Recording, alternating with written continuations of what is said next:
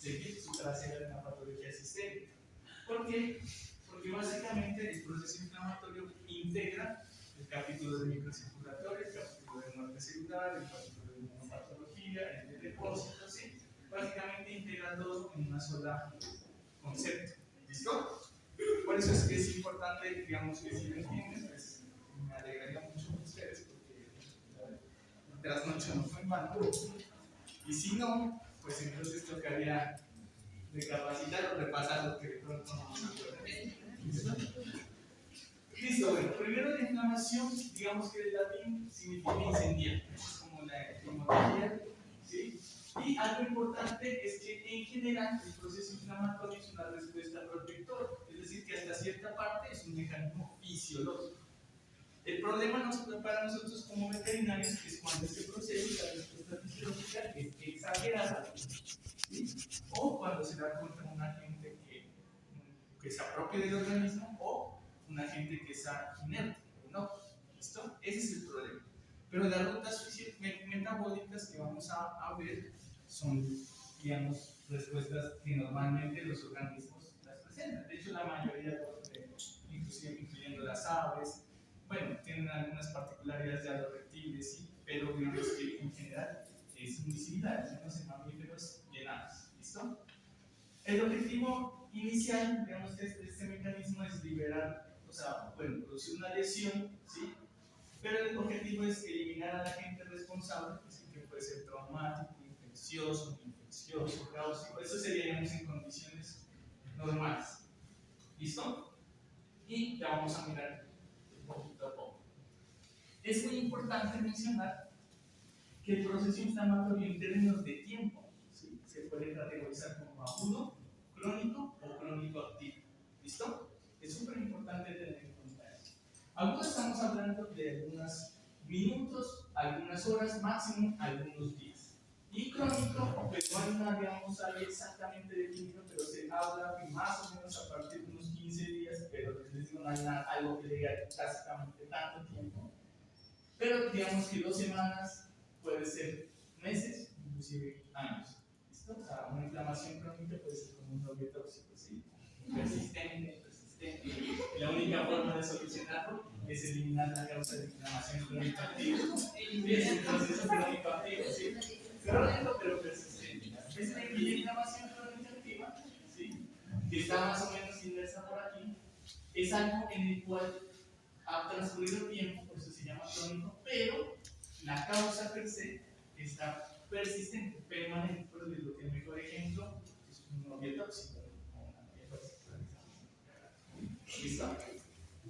Listo. ¿Por qué es importante esto? Porque el proceso inflamatorio da entrada, digamos, si no se presenta el proceso inflamatorio, no se puede dar el proceso de reparación. ¿Listo? Por eso, clínicamente, ustedes han dado cuenta que los médicos, cuando hacen una cirugía, hasta cierta medida, les interesa que haya una respuesta inflamatoria. El otro día, cuando revisan los puntos, dicen, hay tejido de granulación, hay inflamación. Obviamente no tiene que ser exacto. ¿Listo? Es decir, si no hay inflamación, hay proceso de reparación. ¿Listo? La inflamación aguda, lo que les digo, rápida, generalmente lo que caracteriza la inflamación aguda, ya vamos a mirar poco a poco, son la presencia de edemas, de líquidos, ¿sí? Entonces, acuérdense de una inflamación aguda, y les voy a dar un ejemplo coloquial, con un insecto celopifensis, ¿sí?, que se le hace la ampolla y que siente que es un líquido translúcido y caliente, incluso se toca y siente que es caliente, ¿no? Ese es un proceso inflamatorio, o sea, lo pica y en los minutos ya está usted con la lesión, ¿no? ¿Por qué? Porque hubo una reacción antígeno-anticuerpo contra un abdeno de la saliva del insecto, o del aparato chupado, que provocó una reacción de hipersensibilidad tipo 1. ¿Listo? Muy bien, por ahí escuché la respuesta. Muy bien. ¿Listo? Y eso es lo que la característica. Y algo importantísimo, ya vamos a mirar esto cosa por cosa, entre las líneas celulares, la que predominantemente está es la línea de los polimorfoglomerulares neutrófilos. Ya vamos a saber por qué. ¿Listo? Es decir, cuando un proceso inflamatorio es agudo, vamos a observar tanto en el microscopio o como si tuviéramos una muestra de un hemograma, por ejemplo, de sangre. Los principales células que están involucradas son los polimorfoglomerulares neutrófilos. ¿Por qué? Porque es la primera línea celular ante la respuesta a una agresión. No se vayan a olvidar esto, y ahorita vamos a mirar molecularmente por qué. ¿Listo? Mientras que la inflamación crónica, pues generalmente las células que están presentes, porque son los mononucleares, macrófagos, histiocytos, ¿sí? Células gigantes, linfocitos, plasmáticas, ¿sí? Mononucleares.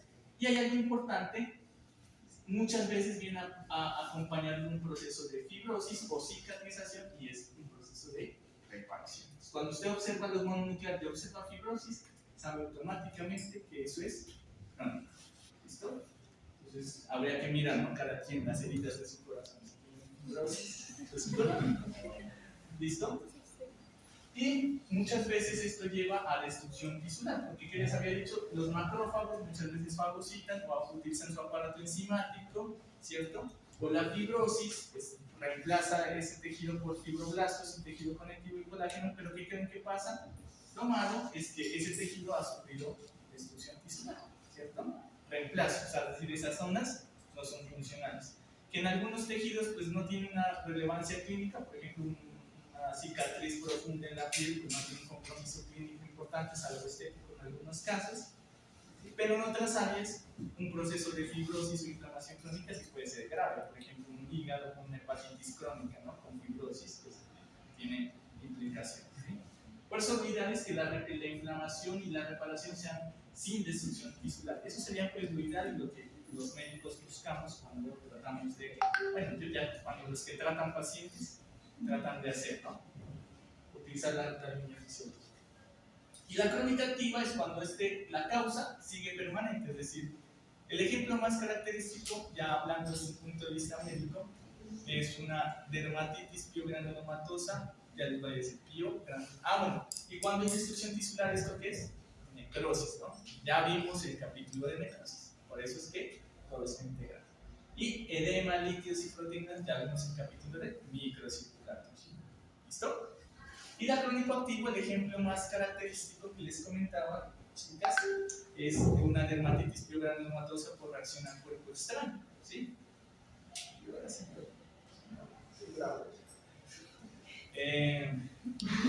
por ejemplo, sucede muchas veces que les dan por el vivir con ustedes. Es decir, ayer nadie llamó por la tarde. A veces, por ejemplo, los clínicos envían masas, ¿sí? de los perritos porque sospechan de una neoplasia, porque el propietario reporta que súbitamente aparece un abultamiento, un crecimiento, y resulta que en la evaluación microscópica aparece como resultado dermatitis piogranulomatosa con reacción al cuerpo extraño, de exposición de tallos filosos. Ese es como el diagnóstico. ¿Qué es lo que sucede? A veces pasa que en algún traumatismo se rompe la vaina del folículo piloso y la queratina que está dentro del pelo queda expuesta en la dermis. Y la queratina de la dermis actúa como un cuerpo extraño, ¿sí? Entonces, ¿qué sucede? Primero vienen los neutrófilos, intentan fagocitarlo, pero como es queratina no puede, después los macrófagos, después viene ya incluso tejido conectivo y se forma un abultamiento. ¿Y por qué se llama crónico activo? ¿Por qué? Porque es crónico, porque hay mononucleares, el tejido conectivo, y activo porque hay polimorfonucleares y el estímulo está persistente, ¿sí? Como el novio tóxico está. ¿Listo? Pero digamos que no son los ejemplos no son tan comunes, más comunes o que sea crónico o que sea agudo, pero pueden existir, digamos, esos casos. ¿Listo? ¿Dudas hasta ahí? ¿No? Espera, ¿no? Esto es, digamos que esta es la base para entender cosas más adelante. Entonces, si tiene alguien alguna duda, me dice, no hay problema, ¿listo? La idea es que quede full ahí para que no tengan problema. Este gráfico, ¿sí? En realidad debería ser la última diapositiva, pero la dejé de primera. Entonces, cuando ustedes estudien, al final miren este gráfico, ¿sí? Y si lo entienden, ya están listas para el examen, ¿listo? Si no, pues toca ver qué pasa, ¿listo? ¿Por qué? Porque van a intervenir varios procesos. Primero, reacciones vasculares, por eso están en vasos sanguíneos donde el endotelio es un papel importantísimo. Otra parte del proceso inflamatorio son el papel del endotelio, ¿sí?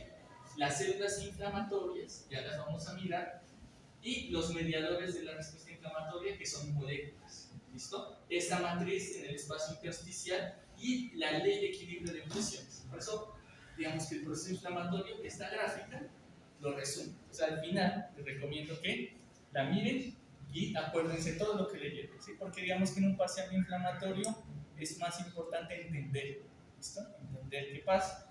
Y otro consejo, el orden de los eventos que suceden. O sea, eso le ayuda a uno, le facilita mucho el estudio, ¿listo? Bueno, dentro de los antecedentes, pues la respuesta inflamatoria está desde inclusive antes de Cristo, pero los signos cardinales fueron, digamos, determinados por Celso, que todavía aún hoy los vamos a usar. ¿Cuáles son los signos cardinales de la inflamación, señores? Dolor, enrojecimiento. Dolor, rubor, enrojecimiento, o sea, el rubor, dolor, calor. Y el último que lo vimos bien, el último que apareció fue el de la pérdida de la función. ¿Listo? Entonces, a pesar de que esto es tan antiguo, todavía lo usamos desde el punto de vista clínico, ¿cierto? Bueno, después empezaron a descubrir que fenómenos vasculares, el papel de la fagocitosis, y esto ya es lo más reciente, los mediadores químicos de la respuesta inflamatoria. ¿Listo? Este gráfico es chévere, ¿sí? Y más o menos explica cada una de los signos cardinales de la inflamación. ¿Listo? Vamos a mirarlos básicamente a qué hace referencia cada uno, y ahorita vamos a profundizar cada uno de estos, el por qué se da. ¿Listo? El rubor, ¿por qué se da? Acuérdense de un traumatismo, es como lo más fácil, digamos, de deporte, ¿no? Que uno esté practicando un deporte y sufra una contusión, es como lo más fácil para entender. El rubor se da básicamente por el incremento del flujo sanguíneo.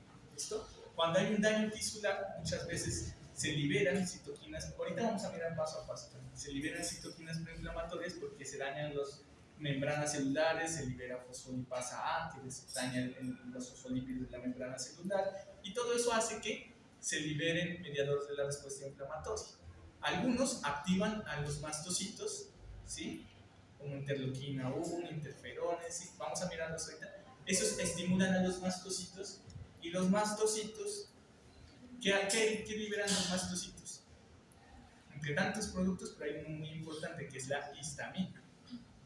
La histamina, al degranularse los gránulos, la histamina es el vasodilatador más potente que hay. Entonces, ¿qué hace con el vaso sanguíneo? Se dilata. Y al dilatarse, ¿ustedes qué creen que pasa con la fracción hídrica? Se detiene. ¿Y dónde aumenta la presión hidrostática? Sobre la pared del vaso. Entonces, ¿qué va a pasar? Se extravasa, y por eso hay, ¿sí? Primero rubor, porque hay sangre y fluidos. ¿Listo? Tumor, pues obviamente la extravasación, ¿sí? Por eso cuando uno se golpea inmediatamente, o sea, es un chichón, pero inmediatamente se le hace un abultamiento, ¿cierto? El calor, porque la liberación de exudados, la liberación de citoquinas proinflamatorias, ¿sí? En esa zona donde hubo el daño tisular, atraen a leucocitos. ¿Cuáles son? Primero los polimorfonucleares, pero rápidamente van a venir otros leucocitos. Y todos esos procesos requieren un gasto de energía enorme. Por eso, generalmente en los sitios donde hay inflamación, en este caso una contusión, hay calor. ¿Listo? Y obviamente entre esas citoquinas proinflamatorias que se liberan por el daño en ese tejido, hay algunas que son prostaglandinas, algunos tipos de prostaglandinas o algunos tipos de citoquinas que estimulan a los nociceptores. Y es por eso que se produce el dolor con una sensación, es algo evolutivo, reflejo. Entonces, con eso hace que los animales no apoyen el miembro locomotor o uno retire, inclusive cuando es un dolor agudo, como por ejemplo cuando uno se quema en un fogón, esos nociceptores estimulan un arco reflejo involuntario, por eso a veces uno llega y cuéntase y retira la mano, un mecanismo de evolución. ¿Listo? Y obviamente la pérdida de la función pues, puede ser por inhibición refleja, para los animales que hacen que no se sostengan o no apoyen un miembro locomotor, o por la misma tumefacción o daño tisular, pues obviamente esa zona queda no funcional. ¿Listo? A veces simplemente los animales lo hacen con nosotros, como un mecanismo de protegernos para que se haga la reparación. ¿Listo? ¿Dudas con estos signos cardinales? ¿No? Verán, hablen ahora o se enredan más adelante. ¿Listo? Entonces miren que este es algo importantísimo antes de que hagamos un paréntesis. Ustedes que creen microscópicamente, macro pues ya sabemos que son los signos cardinales. Entonces tienen su caballo, su perro, ¿sí? numeral, toman la foto, ya, pues lo examinan, ¿sí? Y ya saben más o menos qué lesiones o qué características puede sospechar a uno de un proceso inflamatorio. Pero microscópicamente, ¿qué es lo que le daría el sello a que un tejido tenga inflamación? ¿Ustedes qué pensarían?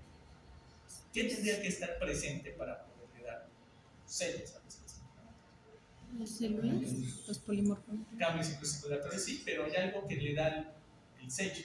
Uno sabe que si está esto, Los linfocitos. por ahí escuché la respuesta. Las células inflamatorias. Si un tejido tiene un mayor número de células inflamatorias en una zona, pues entonces significa que está inflamado, ¿sí? Que hay inflamación. No se vayan a olvidar de eso. ¿Listo? Ahora ya vamos a ver qué tipo y por qué, cuáles sí, cuáles no, cuáles vienen primero y por qué cada cosa. ¿Listo? No se vayan a olvidar. Esto es macroscópicamente, esto es un absceso, ¿no? Si nosotros lo funcionáramos, ¿qué obtenemos si es un absceso? Pus, necrosis de liquefacción, lechera, ¿no? ¿Listo? Entonces, por eso les digo, en el daño tisular, pues ya está la muerte celular, aquí estaría la necrosis de liquefacción con todo lo que implica la necrosis de liquefacción. ¿Listo? Bueno, la etiología. ¿Qué etiologías tiene el proceso inflamatorio? Las causas del proceso inflamatorio son muy variables. Tenemos traumáticas, ¿no? Por ejemplo, una fractura, térmicas, ¿no? Esto a veces pasa en los climas muy calientes con los perritos cuando salen a pasear, ¿sí? Autoinmunes, cuando se producen anticuerpos contra antígenos propios y las células inflamatorias atacan este tejido, ¿sí? Como en el PENFI o el lupus. Agentes infecciosos como este parvovirus que se vertigan las glándulas intestinales, produce la destrucción tisular y al producir la destrucción tisular, liberación masiva de citoquinas proinflamatorias, necrosis de coagulación y ingreso de células inflamatorias. ¿Listo? Hay muchas causas, ¿no? Cáusticas, ¿no? Infecciosas, tóxicas, ¿no? Traumáticas. ¿Listo? Bueno, ¿cuál es el objetivo nuestro, digamos? Es tratar, así como lo hemos hecho en los demás capítulos, macroscópicamente y microscópicamente tenemos que dar una definición objetiva que nos permita dar la información, digamos, completa a un clínico o propietario que podamos manejar, digamos, un lenguaje de inflamación. ¿Listo? El grado ya lo conocemos, ¿no? El grado de inflamación, pues, en algunos le pueden poner levemente o muy severo, pero al menos si decimos que es leve, moderado, severo, está bien. ¿Listo? Hay algunos textos, como está Malawi y Zachary, que incluso le dan 4 grados, algunos colegas le dan hasta 5 grados. La duración, agudo, crónico, crónico activo, y el subagudo es también como medido entre el crónico y el agudo, y es, digamos, más persistente que el proceso agudo en tiempo, pero no se observan eventos reparativos. ¿Listo? Y clínicamente, generalmente en la subaguda, no hay, digamos, manifestaciones clínicas muy marcadas. ¿Listo? Este es, digamos, el caso del subaguda. ¿Sí? O sea, usted no, en un examen semiológico es difícil que usted diga que usted tiene una laminitis subaguda, es muy difícil. ¿Sí? Les doy un ejemplo de un ejemplo subagudo como para que entendamos qué es. Hace muchos años, un colega que era de grupo de investigación, que trabaja en Repro, estaba en Sigurd y había unas vacas que siempre eran repetidoras, o sea que a veces sí, a veces se preñaban, a veces no, ¿sí? Eran repetidoras, pero digamos que clínicamente estaban bien, les hacían pruebas de acidosis, a veces algo cambiaba, ¿sí? Pero estaban bien, todo clínicamente bien. Entonces el doctor Darío Vallejo me dijo, ¿por qué no tomamos unas citologías y comparamos esos problemas con vacas normales, o que vacas que los registros estén bien? Y resulta que tenían endometritis, subclínica, subaguda, muy leve, ¿sí? Entonces esa categorizaría en ese caso. ¿Qué era lo que ocasionaba? Clínicamente nada, pero sí, digamos, monetariamente sí, porque tenían problemas reproductivos. Entonces ahí se puso más difícil porque habría que mirar cuáles eran las causas. ¿Listo? Pero digamos que no es agudo, inmediato, tampoco tiene evento reparativo, sí, es como un estado ahí. La distribución, pues que puede ser focal, multifocal, difuso, perimetral, ya lo vamos a mirar. En el sudado, eso ahorita lo vamos a mirar. Esto es macroscópicamente, ¿no? ¿Qué tipo de, es todo esto que vimos macroscópicamente? Esto es difícil de determinar. Seroso, catarral, fibrinoso, supurativo, granulomatoso. Algunos modificadores, por ejemplo, si hay necrosis, necrotizante. Si está entre bronquios y en el espacio intersticial, bronquio intersticial. Si hay hemorragia, hemorrágica. Si hay embólica, distribución a manera de parches, pues embólica. ¿Listo? Pero en general, la idea es que lleguemos a todo esto. Tranquilas, lleguemos a todo esto. ¿Listo? Pero partamos con algo antes de arrancar a hacer toda esta descripción, ¿no les parece? Primero, siempre que un tejido tenga o se sospeche clínicamente o microscópicamente de un proceso inflamatorio, vamos a añadir el prefijo itis, ¿sí? Por aquí el tejido y el prefijo itis, por ejemplo, hepatitis, uretritis, ¿sí? Ruminitis, ¿sí? Aunque, ¿sí? Y cuando los tejidos tienen un proceso degenerativo, eso también a veces se nos olvida, es el prefijo osis, le dicen hepatosis, es un trastorno degenerativo, por ejemplo, un trastorno asociado a depósitos de glucosa, cambio graso, eso es hepatosis, ¿sí? Usted le hacen una ecografía, le dijo un tucut en un hígado y le dicen que tiene hepatosis, ¿sí? Entonces es algo degenerativo, hay que ver qué está pasando, ¿no? Por ejemplo, una persona que deje de tomar, por ejemplo, que le baja, ¿listo?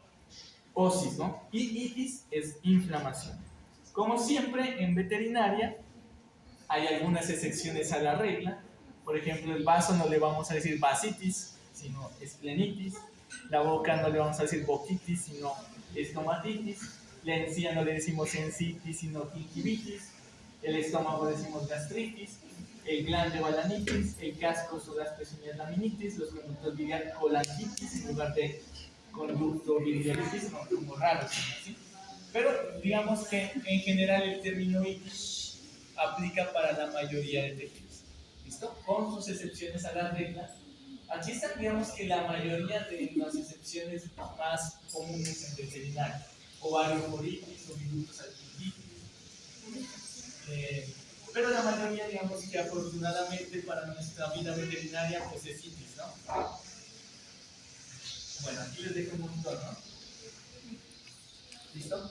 Pero si solo dijéramos gastritis, por ejemplo, o dijéramos hepatitis, pues digamos que fuera incompleto. Lo que tratamos ahorita es de mirar hasta dónde más nos podemos extender. Porque solamente en términos nos dice que está inflamado un órgano, pero no sabemos si es vocalmente extensivo, si es difuso, ¿sí? Por eso es importante poner la distribución. Tampoco sabemos si es leve, moderado o severo. No es lo mismo una dermatitis pequeña, ¿sí? O una dermatitis vocal extensa que puede producir riesgo de sepsis, ¿sí? La cronicidad tampoco la dice, si es crónico o es agudo. Esto particularmente es importante porque, de acuerdo a eso, ustedes pueden escoger el manejo terapéutico. Las inflamaciones crónicas tienen otras formas de manejar que las inflamaciones más de tipo agudo. ¿Listo? Ni el tipo de exudado ni la etiología. Entonces, por eso necesitamos darle. Ahorita, poco a poco, vamos a ir anotando de estas variables, pero necesitamos darle todos estos complementos para que tengamos un diagnóstico morfológico completo. Palabras más, palabras menos, en el macroscópico que hagamos en el práctico, tienen que estar todos estos, ¿sí?, complementos. Pero bueno, si estamos en un paciente inflamatorio, ya por lo menos sabemos que en el caso que es hepatitis, que es balanitis, ¿no?, que es mielositis, que es mastitis, en fin. ¿Listo? Bueno, vamos a mirar los exudados, ¿sí? Porque ahorita decimos hay una cistitis focalmente extensa, severa, crónica, podemos decir, esto lo podemos decir nosotros. Pero nos toca saber qué exudado, si es catarral, fibrinosa, ¿listo? Vamos a arrancar por los exudados. ¿Listo? Los exudados, primero definamos qué es un exudado. ¿Qué les llama la atención cuando vemos un absceso, cuando observamos algo, o cuando ustedes tienen una lesión que se les infecta, por ejemplo, como un animal? ¿Qué vemos? ¿Qué es algo que siempre vemos? ¿Cómo? Líquido, ¿sí? Eso es un exudado. Un exudado es un material que generalmente es líquido y que está en una cavidad o en el exterior. ¿Listo? Es un exudado. ¿Listo? Algo muy importante, no sé si ustedes lo vieron en fisiología, generalmente uno ve eso, pero si no, no recuerdo. ¿Cuál es la diferencia entre un exudado y un trasudado? Sí, muy bien. Entonces, primero hay que diferenciar qué es un trasudado y qué es un exudado, ¿no? Un trasudado es un líquido, algo que está expuesto en una cavidad, pero que generalmente macroscópicamente es translúcido, ¿sí? Es bajo en proteínas, muy bajo en proteínas, ¿sí? Y generalmente no tiene células inflamatorias o son muy escasas. ¿Listo? Ese es un trasudado. Y un exudado inflamatorio, a veces los trasudados pueden hacer tránsito exudados y los patólogos clínicos le dicen trasudados modificados. Ya lo van a ver en sí, pues el otro, ¿no? Si sobreviven, no, gracias. O sea, Si es que pasamos. yo me estoy calificando como 90 parciales. Ojalá. Ojalá. No, sí, calificar muchos parciales. Es bueno, en cambio un exudado, volviendo al exudado, es un líquido, pero es rico en proteínas, porque están todas las instituciones inflamatorias ahí en ese material, y rico en células inflamatorias. ¿Listo? Por eso generalmente los exudados no son translúcidos, sino generalmente tienden a ser de colores, blanquecino, rojizo, ¿sí? Verde, ustedes quieran, ¿sí? ¿Listo? Entonces es importante que hagamos esa diferencia. ¿Listo? Exudado, transudado. ¿Listo? El edema es un trasudado, pero muchas veces el edema hace parte de la inflamación y hace su tránsito a un exudado. Muchas veces. ¿Listo? Empecemos con los, digamos, exudados inflamatorios. Los vamos a revisar en orden cronológico. No es que se dé siempre exacto, pero vamos a tratar de verlo en orden cronológico. ¿Listo? Entonces, y de más fácil a más difícil, ¿no? Entonces, miren acá, digamos, los diferentes tipos de la diferencia, ¿no? De un transudado y un exudado. Miren, un exudado, por ejemplo, en este caso, algo pasó, se ampliaron las uniones interendoteliales, o hubo estímulo por histamina, o aumentó la presión hidrostática en la pared del vaso, no sabemos qué pasó, pero hay una salida de líquido. Mientras que en el exudado hay una salida de líquido, pero también hay lípidos y proteínas proinflamatorias y muchas veces células inflamatorias. ¿Listo? Por eso cuando ustedes toman una muestra de líquido en la cavidad, ustedes pueden hacer varias cosas. Primero, que le hagan una citología para ver si hay células o no.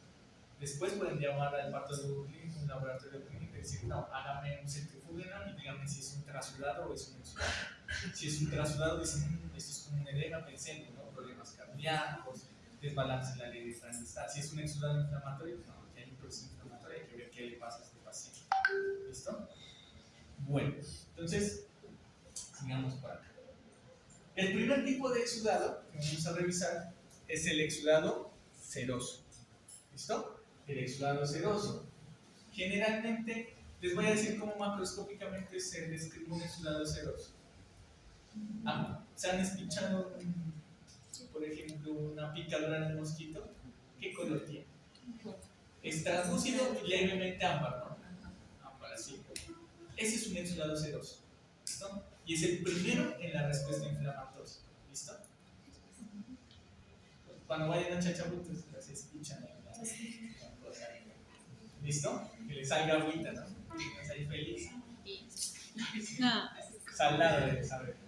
Bueno, la lógica diría que sí. Pues no, ¿quién es experimento? Recupera el sodio. ¿Listo? ¿Dónde se puede encontrar? Principalmente en las cavidades, ¿sí? O en las superficies serosas. ¿Por qué? Porque los mesotelios, por ejemplo, ellos producen pequeñas cantidades de líquido para evitar el roce pleural, por ejemplo, en la pleura parietal y visceral, para que no sea suavecito. ¿Listo? También eso frecuentemente se observa cuando hay una lesión por algo irritativo, como un insecto, por ejemplo. ¿Listo? O en algunos agentes infecciosos que tienen tropismos por los epitelios, como por ejemplo los virus que afectan los epitelios en las mucosas. ¿Sí? Entonces, por ejemplo, no sé si ustedes han tenido o han visto una vesícula, que las vesículas hacen tránsito a pústulas muchas veces, pero cuando todavía es vesícula, ¿qué caracteriza una vesícula semiológicamente? ¿Ya vieron semiología la piel? O una ampolla, pues. ¿Ya? Es un líquido translúcido, es exudado seroso. ¿Listo? ¿Y por qué los virus que afectan el epitelio de las mucosas? ¿Sí? Por ejemplo, aptosa, o calicivirus, o DBR, que es un herpes virus. ¿Sí? Porque ellos al replicarse en los epitelios planos estratificados, ¿sí? Producen que se desarrollen esas vesículas.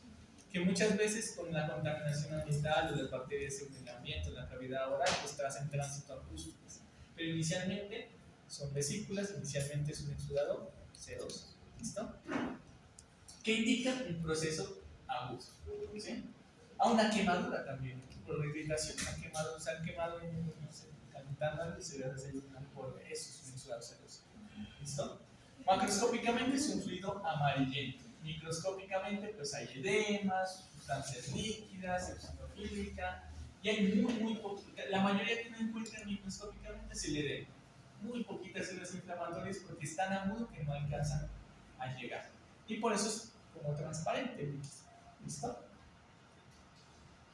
Entonces, esto es un edema, por ejemplo. Esto es una ampolla. ¿Sí?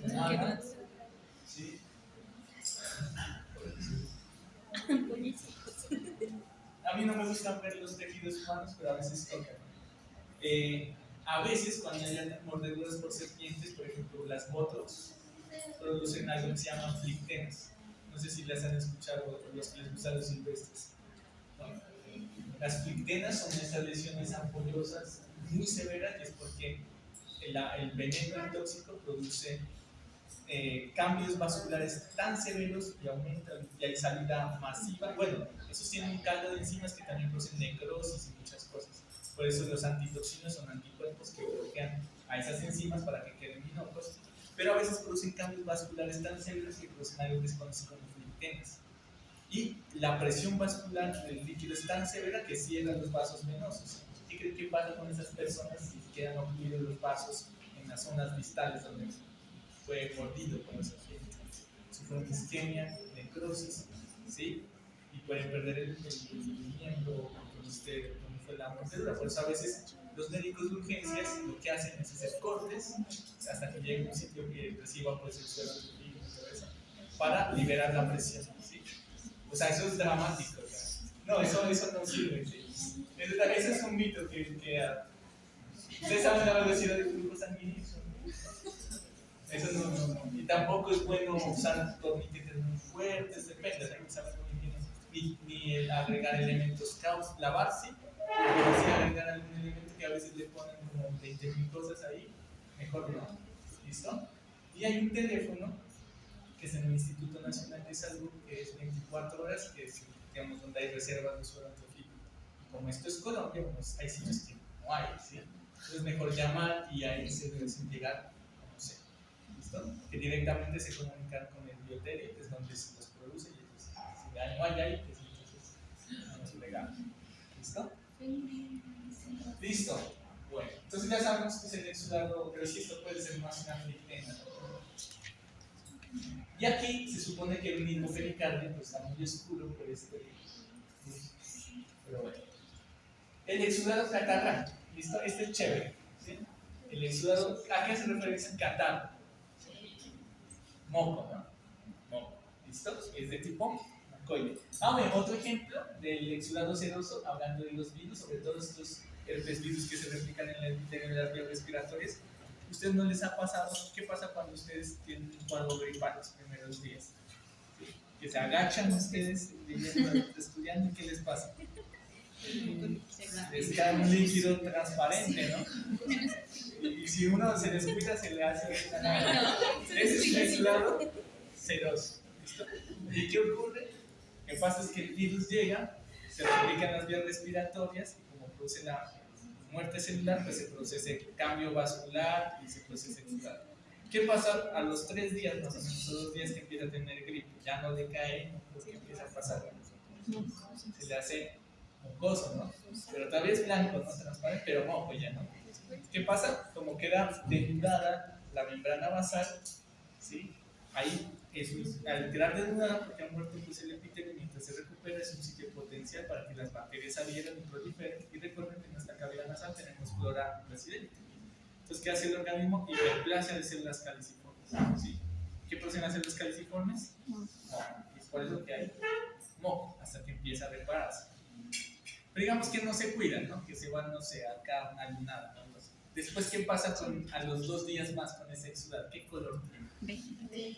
Verde, ¿no? Y ya no es tan líquido, sino que hace como más pegajoso, ¿no? En ese caso, podemos decir que el exudado que fue inicialmente ceroso hizo su tránsito a exudado catarral. ¿Listo? ¿Por qué? Porque el exudado catarral es muy característico de la presencia de bacterias. ¿Listo? ¿Y qué pasa? Eso es un mecanismo de defensa, ¿no? El catarro, entre comillas, atrapa las bacterias para que esté lo normal, ¿no? Aunque no lo hacen, ¿no? Para eso hay papel higiénico y todo, pero los animales lo que hacen es deglutirlo, ¿sí? Me imagino que alguno también lo habrá hecho alguna vez, ¿sí? Para que los ácidos gástricos lo destruyan, ¿sí? Y se evapora, ¿sí? Entonces, ¿qué es lo que recomienda un médico, un veterinario en un animal? Es hidratarse muy bien, ¿sí? ¿Por qué? Porque para ayudar a que se expectore y se elimine rápidamente eso, ¿sí? ¿Por qué? Porque si aumenta la densidad y se mantiene en el tiempo, en lugar de ser un mecanismo protectivo, puede ser hasta perjudicial. Si digamos se mantiene o no se hidrata, ¿sí? ¿Sí? Porque en lugar de ser para eliminar bacterias, pues puede suceder que sea un sitio para que haya proliferación. Pero normalmente el catarro, producido por las caliciformes, tiene lisosimas y va a tener sustancias antibacterianas, pero si permanece, ¿no? Entonces, conclusión, un animal que tenga un problema respiratorio en vías altas, o nosotros, ¿no? Hay que hidratarse en los detalles, ¿listo? Y se soluciona el problema. O sea, hay que hidratarse y ya, ¿listo? Bueno, ya sabemos entonces el catarral, a qué hace referencia, ¿dónde está? En las mucosas. Agentes infecciosos, bacterias, ¿no? Muchas veces el tránsito de una lesión viral pues, hace que bacterias aparezcan y produzcan ese exudado. ¿Por qué es importante identificarlos por macroscopía? Porque macroscópicamente ya podemos nosotros darnos una idea de qué puede estar presente ahí. Y podemos darnos una idea de cómo tratarlo, ¿cierto? Bueno, es moco denso, ¿sí? Al principio es translúcido, pero pues se les complica después, ¿no? O sea, es amarillo y así. Y microscópicamente que hay hiperplasia de caliciformes, hay algunos cambios microcirculatorios y moco en la luz. Lo que más caracteriza por macroscopía es que hay moco. ¿Listo? Entonces, esto es un ejemplo de moco en las vías respiratorias. ¿Listo? Y microscópicamente vemos este material denso, basofílico, como fluctuante, ¿sí? Esto es moco. ¿Listo? Esto es moco. ¿Listo? Sí, puede, por ejemplo, perdurar un poco de tiempo.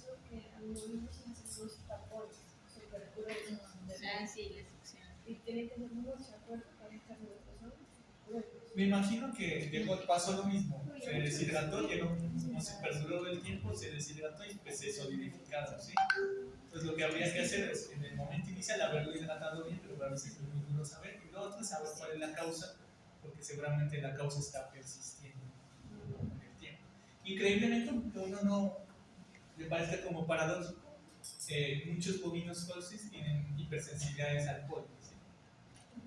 Entonces, y desarrollan hipersensibilidades y rinitis alérgicas al polen, pero pues si ellos viven en medio de la pradera, pues sí, son alérgicos al polen. ¿Sí? De hecho, eso fue algo que me hizo perder mi tiempo, valió una mentira, no fue perder el tiempo, pero sí fue un gasto. Mi tutora, cuando estábamos estudiando las enfermedades respiratorias, llegó un día y se levantó y dijo, no, hagámosle estudiar las vías altas, ¿no? Y el profe no, las vías altas también. Entonces dijo, ahora si todo se muestra, cortemos los cornetes. Entonces yo dije, ¿pero por qué? Dijo, porque como los cornetes son respiradores nasales